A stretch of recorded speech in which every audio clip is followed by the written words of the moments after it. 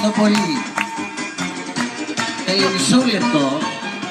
Χαίρομαι πάρα πολύ που βρίσκομαι απόψε εδώ. Μισό λεπτό γιατί είδα ένα γνωστό. Εσένα δεν σε είχα πελάτη στην Κουπαρσίτα το 34.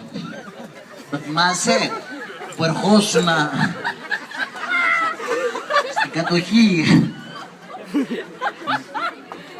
Καλέ, δεν θυμάσαι που ερχόσουνα στην Κουπαρσίτα τότε στη Νέα Φιλαδέλφια και σου τραγουδούσα Παναγιά μου ένα παιδί, βάστα βρε κάρδια μου δόλια. Είδες το ξέρει απ' έξω. Βάστα λίγο επειδή θα με πνίξουν τα ροσόλια.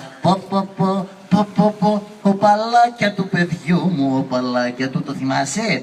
Και τον έπαιζες κατά την καπαρτίνα. Ευχαριστώ πολύ λοιπόν.